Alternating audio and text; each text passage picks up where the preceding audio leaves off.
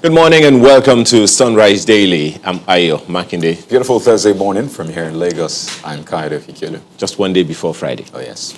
That's one day before. What's that word again? Well, depends on how you see it, really. For some people, their week is all week. There's no weekends, there's no weekdays. So, well. And every day comes with its own quote-unquote magic, for every individual. Because you mentioned the other time that someone's trial is supposed to start today? Oh, yes. In absentia, I believe, the trial of the leader of IPOB. And, there's been a lot of build-up to this. So let's see if the dailies actually reflect some of Well, this. most certainly. And joining us this morning to do that is the editor and publisher of the Niche magazine, Ikechukwu. Thanks for your time this morning. My pleasure, yeah. Well, IPOB is not the first one on the front page this morning. It's recession. And that's on the front page of the Daily Independent this morning. Recession, FG malls border reopening. That's on page 4 of the paper today. And needless to say, it is something everyone is already talking about. What's your take on it? Is it a way to go now? Or do you think it has achieved its purpose? Or I think the question we need to even ask is that why were the borders closed in the first place? But the reasons were given, small arms were being imported and, so many other things like that. Neighboring countries were not, doing due diligence, so to speak. Are the small arms not coming in now? Did the closure of the borders stop the small arms now from coming in? In any case, we are the borders in the North Niger Republic and others where the small arms, many of them come from. Were they actually closed? So did it stop anything? And look at the mess we are in now, economically. Some financial experts attribute where we are now partly to the border closure. If you ask me, I think that those borders ought to have even been reopened yesterday. So if they are still mulling, if they are still thinking about reopening them, I don't know what they are waiting for. Right, this other one, a number of other stories you'll find on the front page this morning. Right under the picture you see there, NSAS, PDP urges UN to list Buhari government for crime against humanity. Some would say this is playing to the gallery. Well, the investigations are still ongoing. Let's wait and see if anything comes out of those investigations. If we go by what we know so far, the government, as usual, did not handle the NSAS crisis the way it ought to be. And that's why we are in this mess we are today. The army being deployed to Lekki Tollgate Plaza on October 20, if you ask me, was unnecessary. And then the denials and all that, the drama that followed. The military said they were not there. It was fake news. The Attorney General of the Federation, if you remember, said that it could have been thugs dressed in military uniform that were there. The military said those pictures circulating on social media were photoshopped.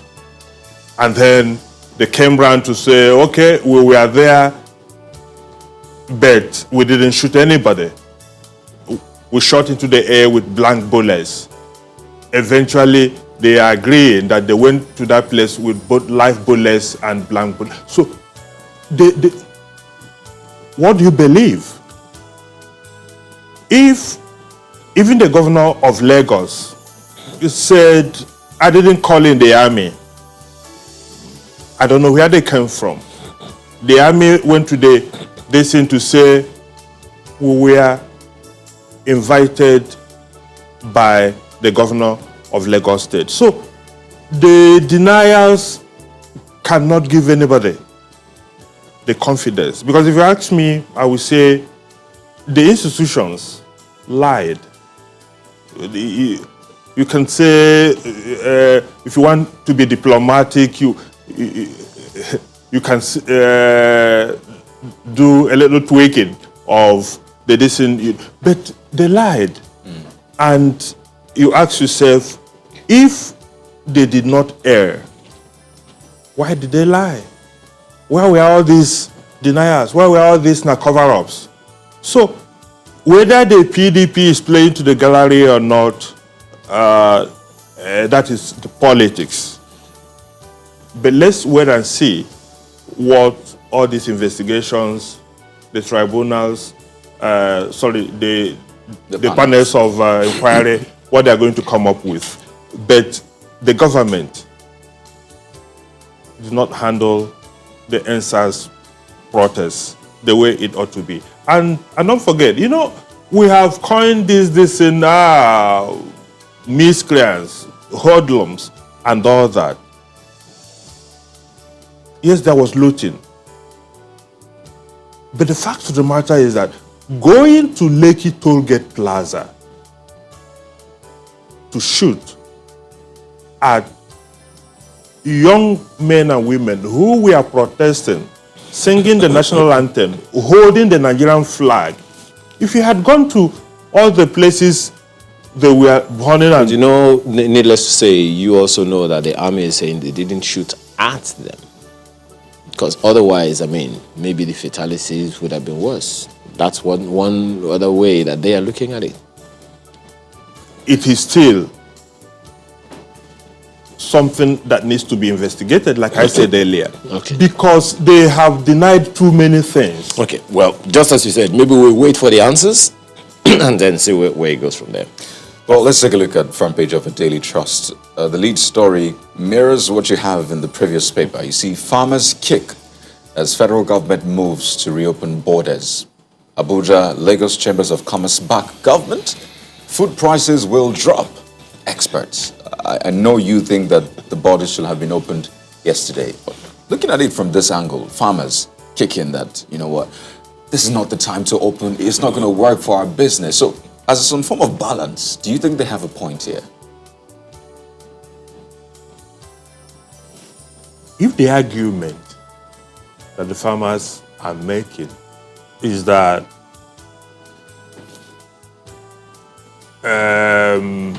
food is being imported, things like rice and others, you can say, well, but the truth is that a bag of rice now is way out. In fact, it's more than the minimum wage people take home every month. Just a bag of rice. Inflation is almost at 15%. So, how do you, if you close the border so that things will be better? In the past 1 year or thereabouts since the borders were closed, are we better off? So maybe this was a miss? Are you thinking this was a miss from the government, closure of the border? I said so earlier, I don't see any justification for the closure. And don't forget, when people, and I'm not saying they are right or wrong, but when Ghanaians are treating Nigerians the way they are treating Nigerian traders in Ghana, some of them point to the fact that, look, we shut our border. Nigerians who do business that has to do with other countries in West Africa, in the last 2 or 1 year, they have suffered untold hardship. Do we factor those people into what we are doing? The loss of jobs? Huge questions there, and I know this conversation is ongoing. Well, I know the finance minister did say, well, they have submitted a report thereabout, so they will consider and see what will come out of that. But you see the big pictures on the front page. Maradona, one of football's greatest, dies at 60. And the pictures on the front page show, people celebrating his life in Argentina yesterday. Some mourning, but some will say, well, we're celebrating his life because this is one of the greatest, infamous, or do I say famous for the hand of God goal? But looking at his life, if we could just touch on that briefly, I mean, for a lot of people, he was still an icon. Yes, there were the controversies, the issues he had with drugs and all that, but he was still an icon for a lot of people. What kind of legacy do you think he leaves behind? When it comes to football, except perhaps for Pele, Diego Armando Maradona is without compare. The man was simply in a world of his own. And when you talk about the 1986 World Cup in Mexico, particularly the quarterfinal match against England, it was genius on display. You can't get it any better. Which one? Was it the hand or the second goal? Everything. Everything must have been one of the inspirations for the VAR. Oh, yeah. Because even, he scored that goal, the infamous Hand of God goal. And said, then 5 minutes later, this guy picked the ball from the midfield. I was reading an analysis of the second goal that threw England out of the World Cup. They said it was 10 seconds from the time he picked the ball from the midfield to the time he touched, and he made 10 touches. 10 touches. The dribble. God. You can't, if you talk about, if you are a lover of the game of football, and you're talking about Maradona, you can't but be passionate about it. The guys, he was a legend. Now I think he has become really immortal, and there's no way. I don't, maybe if that goal had been looked at through the VAR, I wonder if that goal would have been considered. Well, looking at it, there was the assistant referee who corroborated that the goal.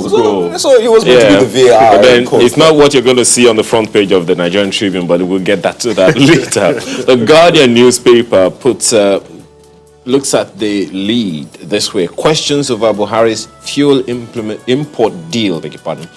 Questions over Buhari's fuel import deal with Niger. Well, still talking about import-export here. Haulage modalities unclear. Move signals, regional solution. Government may sell state refineries. A number of people are wondering, Niger? Well, this is not, I think that's the right question to ask. Why Niger? Every time it's Niger. We are building a rail line from the north to Maradi in Niger. There is a fuel importation deal with Niger Republic.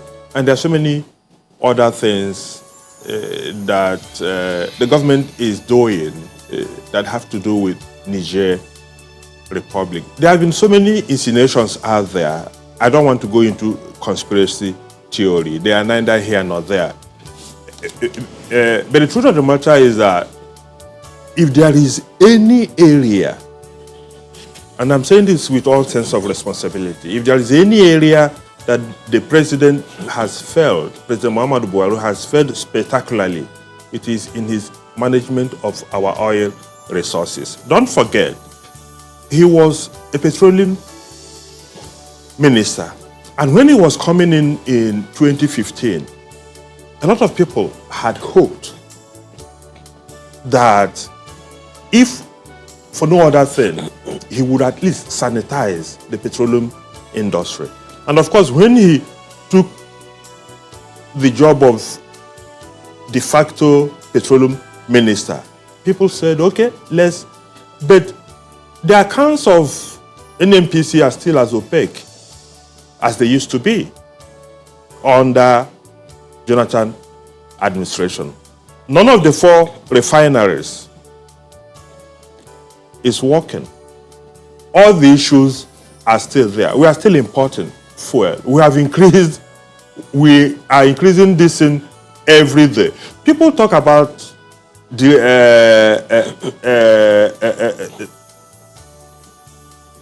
Into-regulation? Removing the subsidy, Right. deregulating the petroleum sector. And you ask yourself, this price regime, is it part of the removal of the subsidy, or is it still the same old game of when the government wants money, it runs back to petroleum products, hikes the price, people will shout for 2 days, they say no, it is deregulation. We have now thrown the whole thing to market forces. Up as I speak, it's only an NPC that is importing fuel. So, And that's not the idea of deregulation, is it? so you ask yourself, the deal with Niger Republic, we don't know the details yet, but a lot of people are also saying it is a shame. It's a shame. Okay. Well, the Guardian newspaper's editorial begins right above the nameplate and says, federalism is the answer after all. A number of, virtually all the regions are looking in that, that area now, restructuring through federalism and all of that. Do you think we'll be able to cross that hurdle now? If the government has the will, the political will,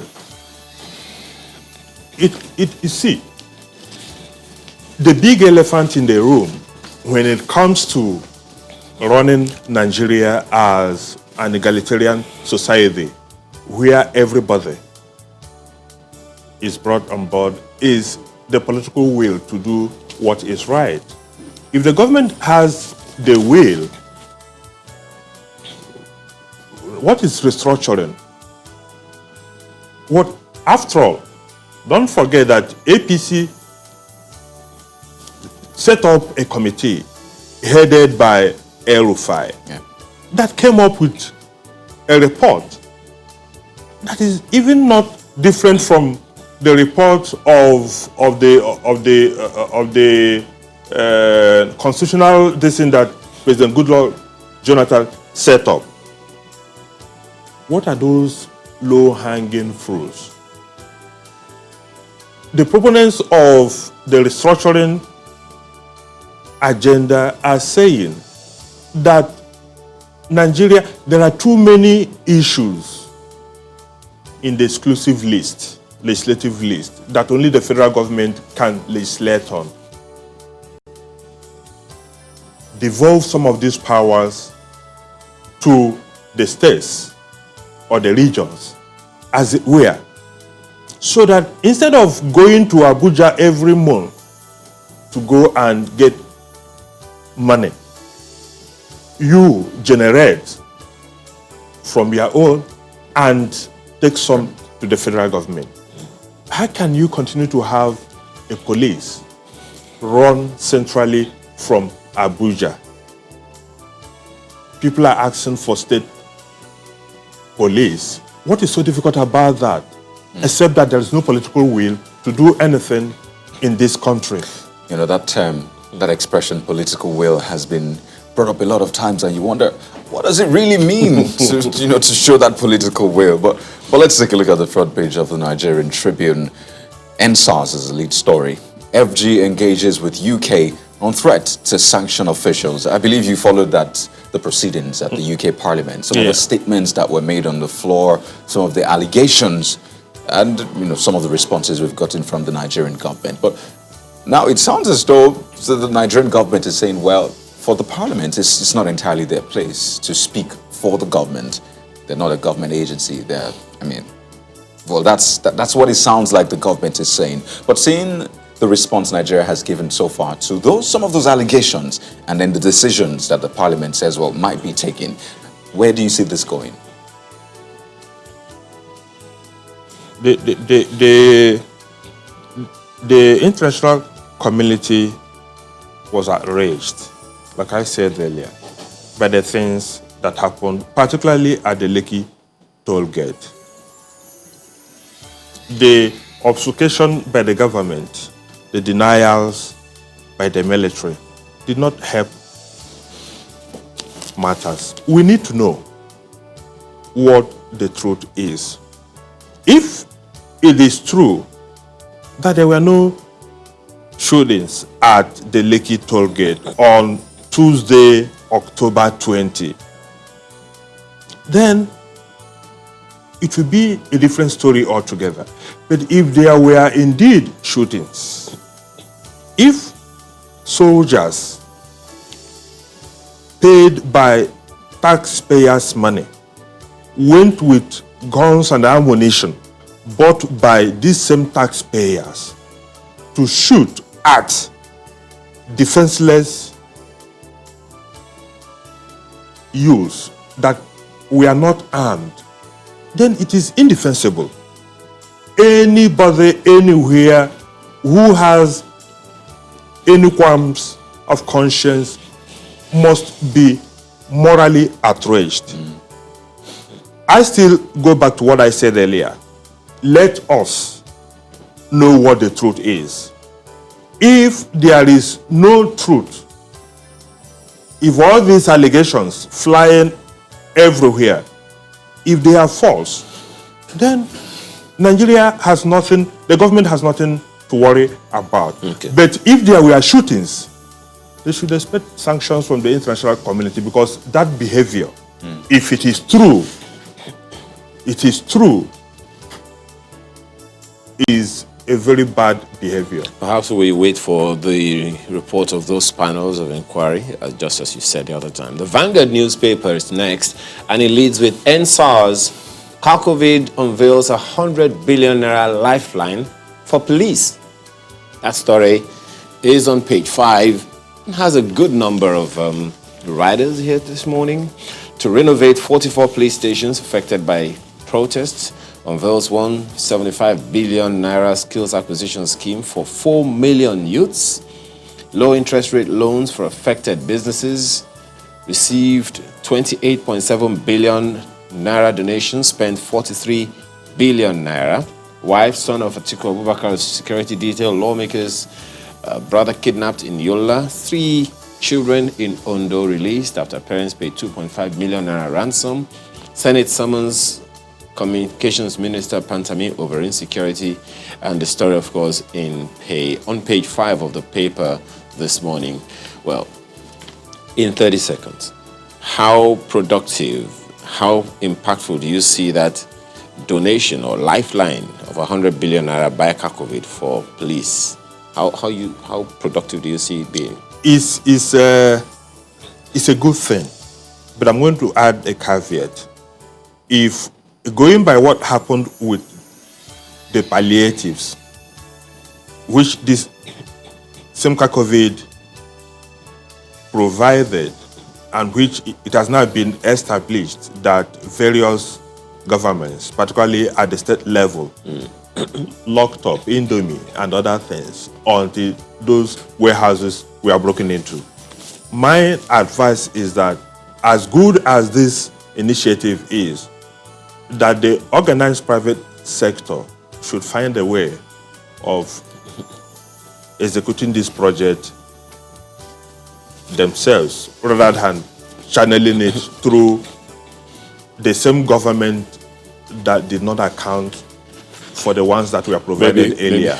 Maybe we'll have to find out how government is about to do that. Very quickly, can we just look at the news? Well, yeah, leads with NSARS also. Nigeria-UK dialogue over Lekki shooting. PDP welcomes possible sanctions by UK government, as well as other stories on the front page of the News Direct. Well, that's the papers this morning. We have to thank you very much, Ikechukwu Amaechi, editor, publisher, The Niche magazine, for being the Niche newspaper, for being a part of our conversation this morning. Thank you for your time and thoughts. Thank you. Yeah. All right.